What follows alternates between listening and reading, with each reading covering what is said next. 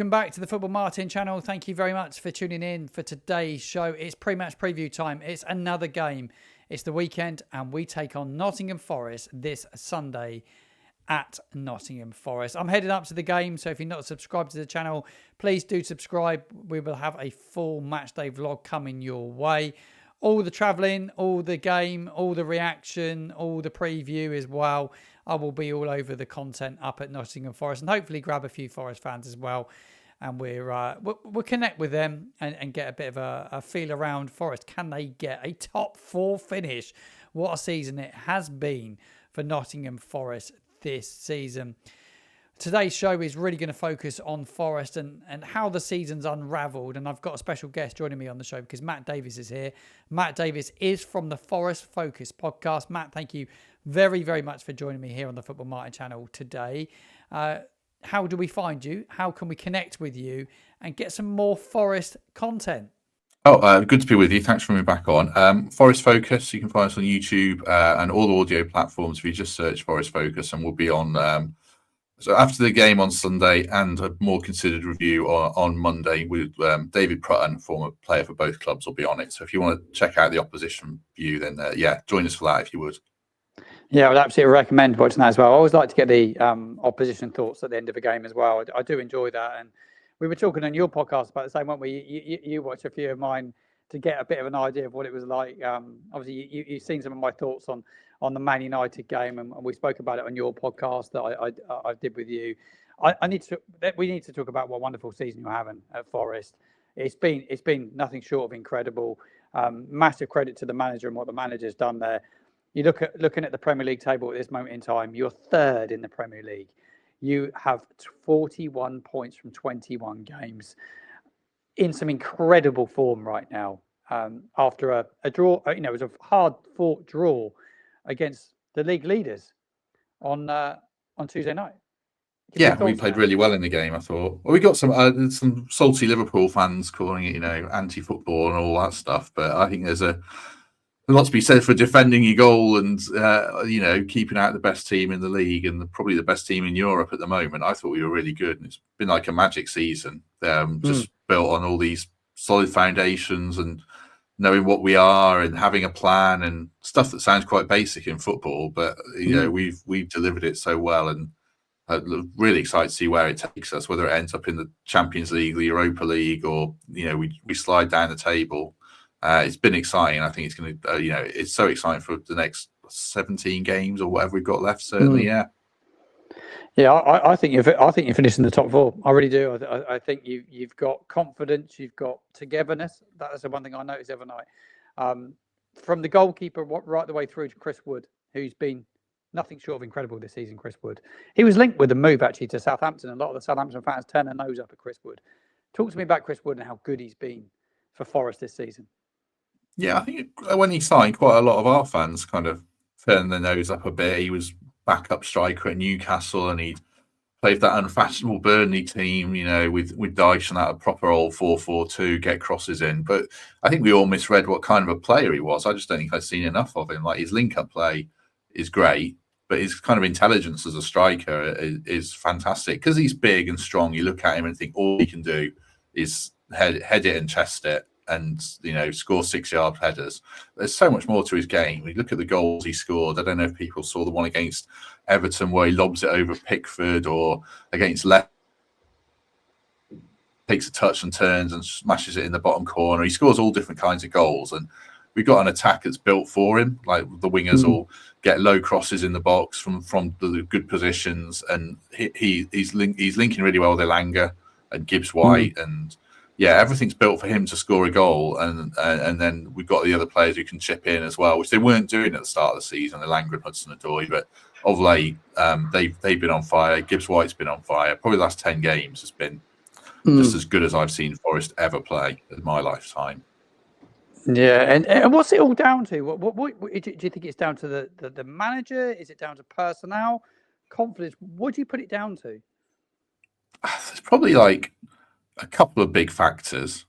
One's Milenkovic, like coming in as a centre half. We were so bad defending set pieces last season, and it's Man United this season. Like obviously you guys scored from a corner against them.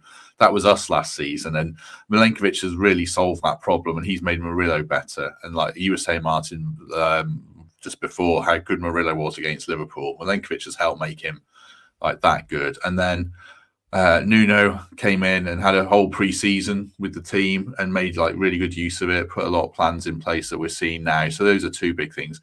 And just general recruitment. We were a bit of a laughing stock, weren't we, when we came signings and people like taking the mickey out of us a bit because we'd signed that many players. But that was just to get a squad in place to compete in the Premier League. And now we've done that. It's been much more fine-tuned. And with the business we did in the summer, obviously I mentioned Milenkovic, but Alex Moreno came in at left back. Elliot Anderson is one you have to mention as well, who's been like properly fantastic, who should be in the England squad soon, I think. I'll be disappointed if he's not. And then we've built around them and got a counter-attacking system in place that isn't really that fashionable, but it works, and it's Nuno's style of play.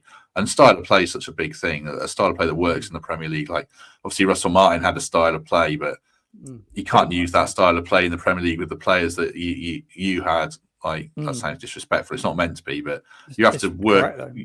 Yeah, well, I think you just have to work with the players you've got in the best way that suits them, and I think that's probably what Nuno's done. And he's a great man manager as well. I think people underestimate, and I underestimated how good a manager he is because he was burnt by Spurs and went to Saudi, and that didn't really work. But the Nuno who's managed us and managed Wolves is like a top Premier League manager, I think.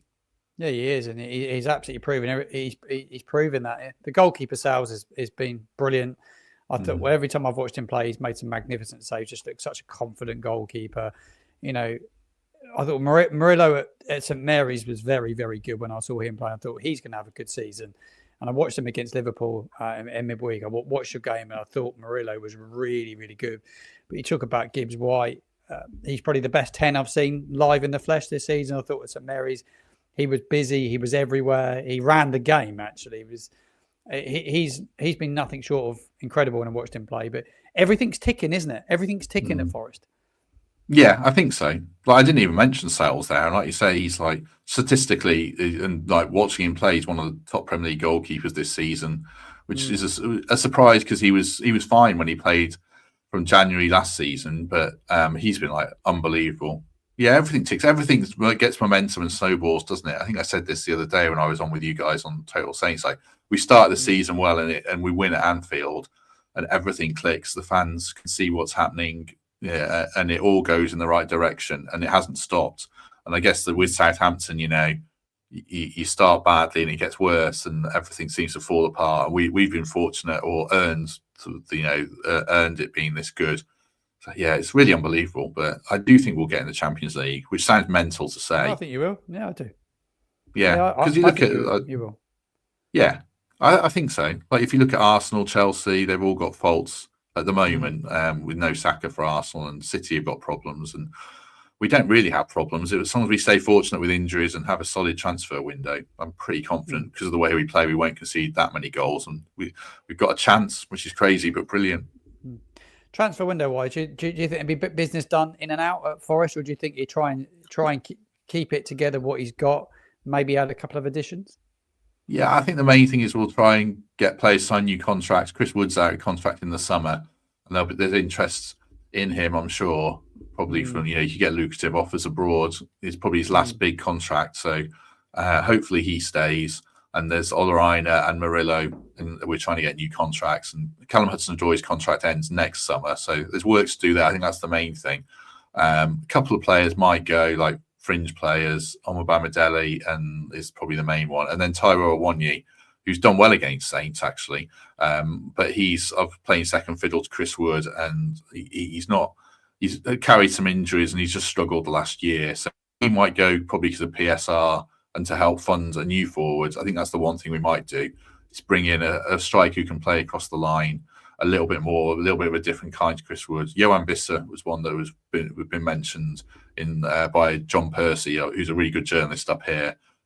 He was saying we would like Visser if Taiwo goes, so he'd be great for us. I don't know why Brentford would sell him, but that kind of player is exactly what we need, I think.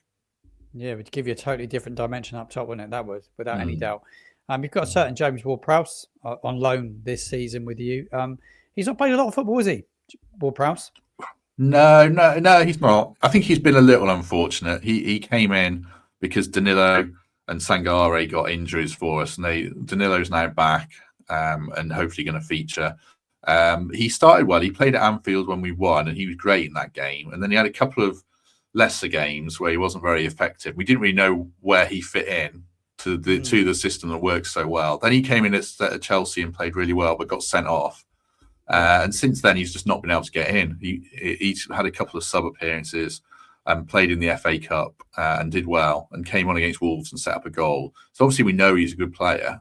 He's just unfortunate, really, because we've got, I mentioned Anderson and Ryan Yates and Nicholas Dominguez have been the two that are ahead of him in the pecking order for those two central midfield places. So, I think he'll stay for the rest of the season. But I think unless things change, I think he's going to have a frustrating one, even though the season's going well for the team. It's been a tough one for him. Yeah, it has been tough. Like when I watch you play, and obviously I've watched James Ward-Prowse play a lot of football for us, I don't see where he fits in the system and the way you're playing football. He runs a lot, and he likes to move the ball sideways. He likes to keep passing like 5 and 6 yard passes. Forest aren't that sort of side. They like to play on the counter attack. Like when they break with men, and they need players that are going to get in the 18-yard box. He doesn't tick that box for me. He's not scored a free kick, actually. I was looking back yesterday. I was looking at Southampton's last win, actually, away in the Premier League, was way back in February 23, and Ward-Prowse scored a free kick on that day against Chelsea at Stamford Bridge. He's not scored a free kick in the Premier League or a free kick since then, and he was a dead ball specialist. Since he's left Southampton, his career is just, he's had a really, really tough time. I was interested to see if he maybe gets called back by. I don't know if they can now. Can they? Can West Ham call him back now, or is that kind of past now? I don't think so. I was reading there was some talk of him going back as part of a 1-year deal because West Ham are keen to sign him, and I read a piece saying that he, from a reliable West Ham source, saying that wasn't part of the deal and he'll stay.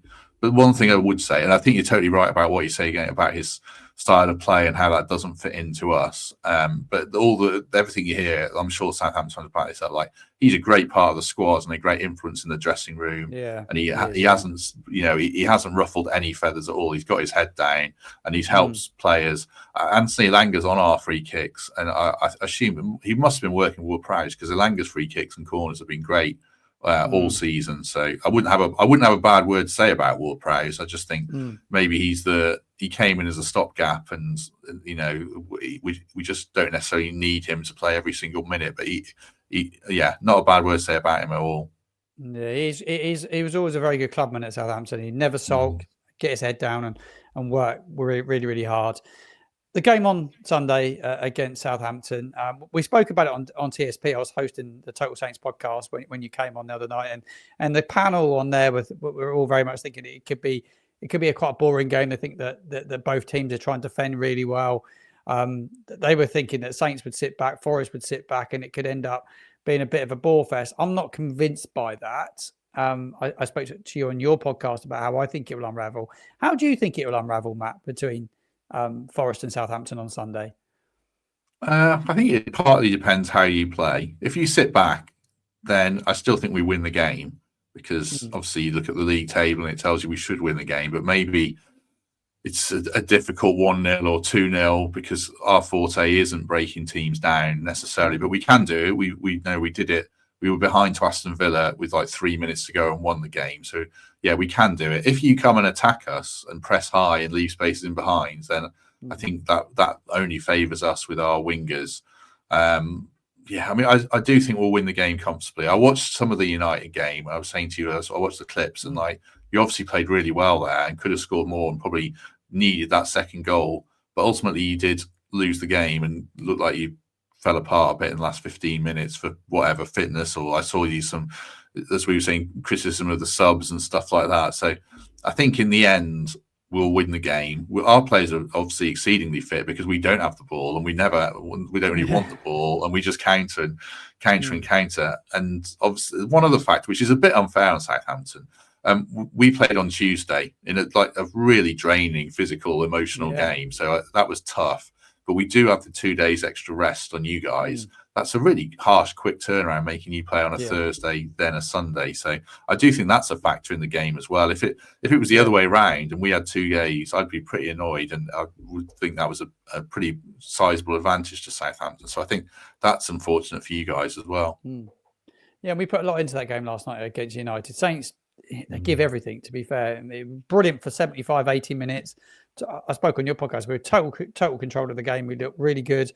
The manager made a few substitutions, didn't really come off, and we got undone at the end. And there's a massive mentality issue within our squad. There's no doubt about that, actually, within the football club. I just hope that you don't score early in this game, because I believe if Forest score early, you will proper put us to the sword. Saints, I don't think will sit back against Forest. I think they will try and have a go in the early in this game.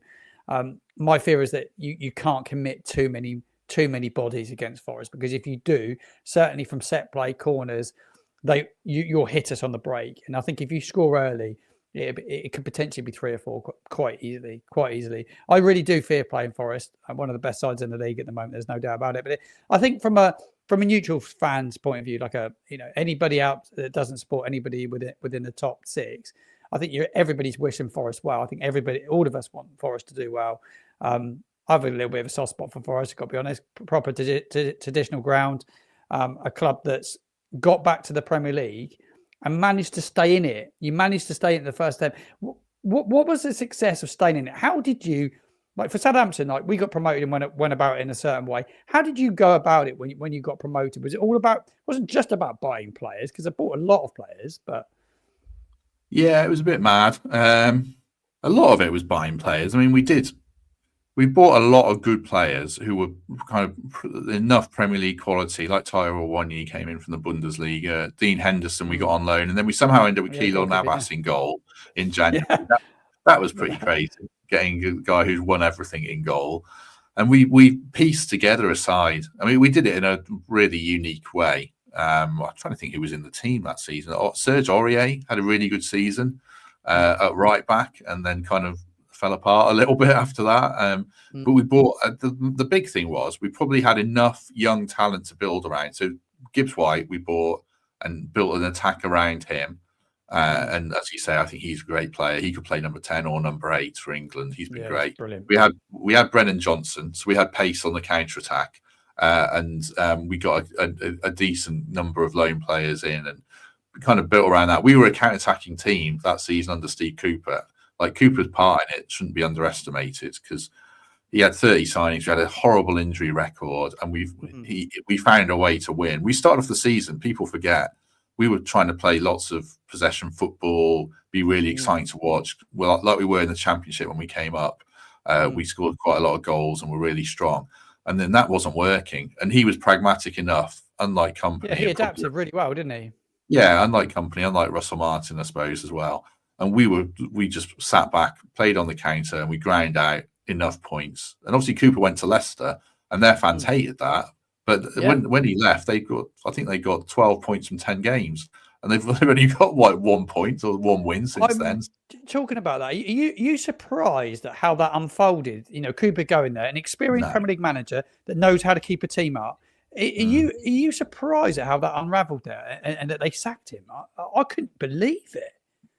No, I wasn't, because the fans didn't want him. I live closer to Leicester and I live closer to Nottingham, so I know lots of Leicester fans, and they all didn't want him because I think there's a little bit of entitlement about them, like because they won the Premier League, they won the FA Cup, and they thought they would come back up and they'd be mid-table again. But their team's not very good. Their squad's not very good at all, and they didn't have the, I would say, humility or whatever it is to think that you have to play a certain way, and then you build a style of play from there, like you said yourself previously. So no, I wasn't surprised. Like, they'd gone from Maresca, who had played a totally different style to Cooper, and so that was a really weird appointment. I don't blame Cooper for taking it, because he don't turn down a Premier League job, but probably wasn't the right one for him. But I think he's a really good coach. A lot of our fans are down on him. Yeah, it's strange how there's a section of our fan base that just doesn't seem to like him, because they said, he was out of his depth and all that. And But there's so many circumstances behind it. He was trying to build a better style of play the second season, but it wasn't working, and his relationship with the owner fell apart, and lots of things like that. So I think he's a good coach, and I'd like to see him getting back in the Premier League, but I think he'll have to take a step back to the Championship. Maybe he could be your manager next season, actually. Southampton tried to hire him repeatedly. Yeah, they did. I'm surprised. I think Leicester would have had a far, far better chance with him as their manager. I just do. I was surprised that they were so quick to sack him. Like you say, they made a Hollywood appointment with Ruud van Nistelrooy, and I just don't. Yeah, I don't see them staying up. I think they'll go down. I think they will go down less. I think that we'll go down. I think they'll go down, and I think Ipswich go down. I think it'd be the three that come up went down. Your predictions for the end of the season? You feel Forest are gonna get top four? Think they can do it? When you look at the teams that are fighting relegation, who do you see going down? Southampton. It's kind of sorry, but obviously, and I think you guys all appreciate that. We're doomed. We've got 6 points. It's definitely going down. Leicester and right now you'd say Ipswich, but they do seem to have a way of playing, and they are investing. So it's between them, Wolves, and Everton. I think just about. I think if Everton don't sign a couple of players this month, I could see them getting dragged in.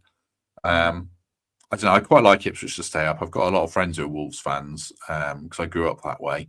But I think Ipswich will go down right now. But I don't think it's nailed on for that third spot at all. The Premier to see the three promoted sides once again all get relegated. What do you think it means for the Premier League? There's just a huge gulf, isn't there? I didn't appreciate how big the gulf was when we came up from the Championship. I thought we could, retain a few more players than we did. I think we kept 5 players or something. Anyone who was out of contract or was on loan didn't stay. They wanted to sign a few of the loan players, but it didn't happen.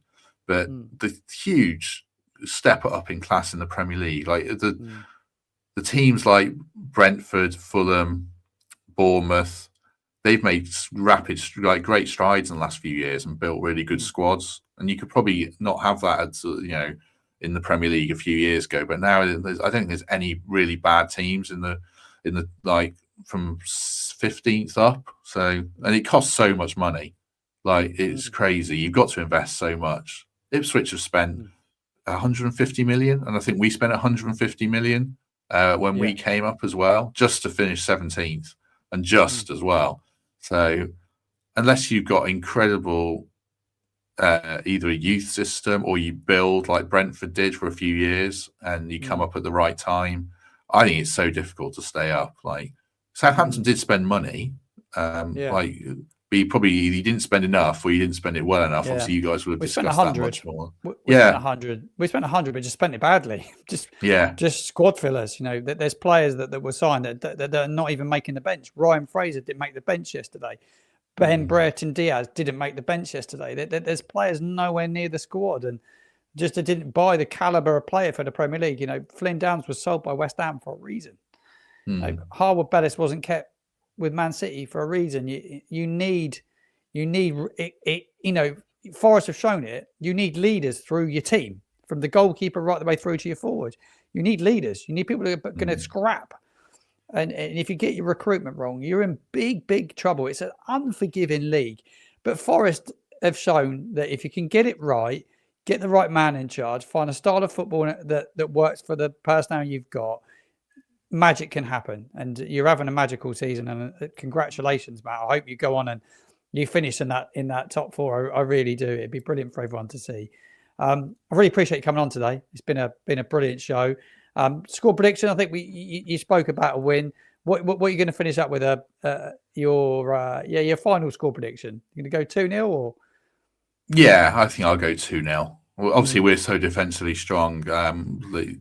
I don't think you'll score more than 1 goal, and we're not really a team that scores 3 or 4 necessarily. So, yeah, I think 2-0, and I think you'll make it difficult like you did at Old Trafford, but ultimately, like a couple of late goals maybe, or something like that, because our players look a bit fitter than yours, which is is surprising at this level. But like you've changed your system so much so you don't have the ball, and it's all a work in progress for you, and it's not so much work in progress for us. So yeah, 2-0 and a competitive game, but ultimately I think we will win. Yeah, I think it will be a really good game. Looking forward to it. I think you'll win as well and go 3-1 to Forest in this one. Get involved in the comments box below. Give us your score predictions. A massive shout out to Matt from the Forest Focus for joining us. Make sure you go give him a follow. You can watch his post-match reaction after the game on Sunday as well. Make sure you subscribe and like the video here on YouTube. If you're listening on Spotify, please do review or any other podcast platform. It would mean the absolute world. Thank you very much for tuning in, and I'll see you again very soon.